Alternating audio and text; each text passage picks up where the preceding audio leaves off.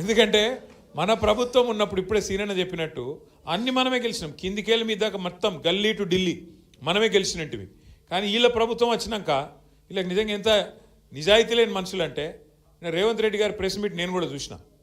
మొదల 5 నిమిషాలు ఏం చెప్పిండు, 66% వచ్చినాయి, ఇవన్నీ కూడా మా ముఖం చూసి వేసిండ్రు, మా పరిపాలనకు ప్రజలు ఇచ్చిన కితాబు అని మొదల 5 నిమిషాలు చెప్పిండు.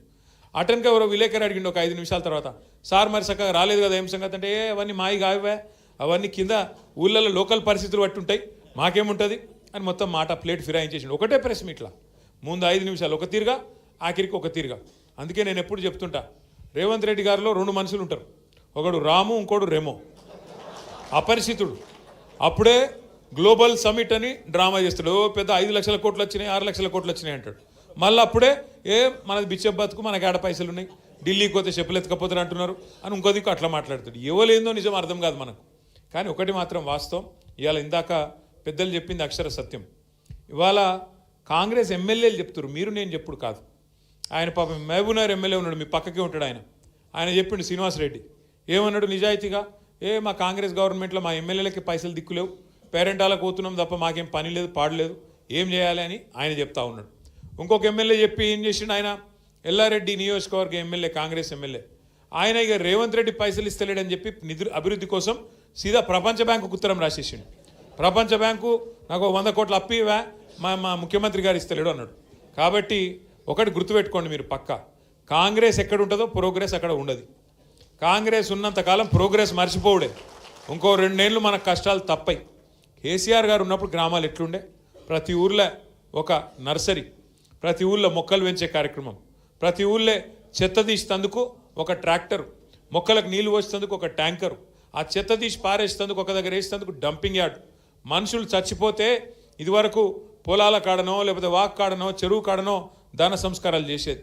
కానీ కేసీఆర్ గారి ప్రభుత్వం వచ్చినాక వైకుంఠ ధామాలు ప్రతి ఊళ్ళో మనం కట్టుకున్నాం. అట్లే పిల్లలు ఆడుకునే తందుకు ప్రతి ఊళ్ళో క్రీడా ప్రాంగణాలు, పెద్ద మనుషులు వాకింగ్కి పోదలుచుకుంటే ప్రతి ఊళ్ళో పల్లె ప్రకృతి వనాలు. దేశంలో ఎక్కడ ఉన్నాయా ఇవన్నీ? ఎక్కడ? భారతదేశంలోని 28 రాష్ట్రాల్లో ఏ రాష్ట్రంలో ఈ పరిస్థితి లేదు. ఇది మనది మనం ఇచ్చుకుంటున్న సర్టిఫికేట్ కాదు. కేంద్ర ప్రభుత్వం ప్రతి సంవత్సరం ఉత్తమ పంచాయతీలకు అవార్డులు ఇస్తుంది. ఏం చేసినారు తెలుసా కేంద్ర ప్రభుత్వం వాళ్ళు? ఒక సంవత్సరం 22, 21 అనుకుంటా, 2021, 22 మొత్తం భారతదేశంలో సంసద్ ఆదర్శ గ్రామీణ యోజన అనే కార్యక్రమం కింద 20 ఉత్తమ పంచాయతీలు ఎక్కడున్నాయి అని లెక్కదీస్తే 20కి 20 తెలంగాణలో ఉన్నాయని చెప్పి కేంద్ర ప్రభుత్వం ప్రకటించింది. గది కేసీఆర్ గారు చేసిన పని. అట్లాగే జనాభా పరంగా తీసుకుంటే మన రాష్ట్రం కేవలం 3%, భారతదేశం మొత్తం జనాభాతో పోలిస్తే 3% జనాభా తెలంగాణది.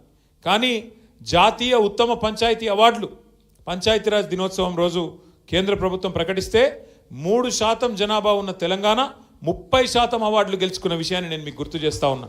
ఇంత అద్భుతంగా కేసీఆర్ గారి ప్రభుత్వంలో పల్లెలు బాగా చేసుకున్నాం, పట్టణాలు బాగా చేసుకున్నాం, పని చేసుకుంటూ పోయినాం. సరే, తాండూరులో కేవలం 6,000 స్వల్ప తేడాతోనే మనం ఓడిపోయినాం, పెద్ద మెజారిటీ ఏం కాదు. కానీ సరే, ఓటమి ఒక ఓటుతో ఓడిపోయినట్టే, టాస్లో పోయినట్టే. ఇక మీకు తెలుసు సర్పంచ్లకు పార్లమెంట్ ఎలక్షన్ గెలుచుడు ఈజీ, కానీ పంచాయతీ ఎలక్షన్ గెలుచుడు కష్టం అబ్బా. ఎందుకంటే మీకు ఎరికే ఒక్కొక్క ఓటుకు అంత విలువ ఉంటుంది. ఇక ఒక్కొక్క మనిషిని పట్టుకోవాలి, బతిమలాడాలి, దండం పెట్టాలి, అయ్యా అప్ప అనాలి. మీరు వాగ్దానాలు ఇచ్చింటారు, మీరు చాలా మాటలు చెప్పింటారు, నేను ఇది చేస్తా అది చేస్తా అని. కాబట్టి నాకు తెలుసు మీకు కష్టం. అందుకే మీకు ఇచ్చే మాట ఒకటే, ఈ 2 ఏళ్ళు కొంత కష్టం ఉంటుంది మనకు. ఎందుకంటే వీళ్ళ దగ్గర పైసలు లేవు, వాళ్ళు పైసలు ఉన్నాయని ఢిల్లీకి పంపుట్లోనే బిజీగా ఉన్నారు వీళ్ళంతా. మొత్తం వీడికెళ్ళి మూటలు కట్టాలి, రాహుల్ గాంధీకి పంపాలి, ఆడనో ఇండో కుర్చీ కాపాడు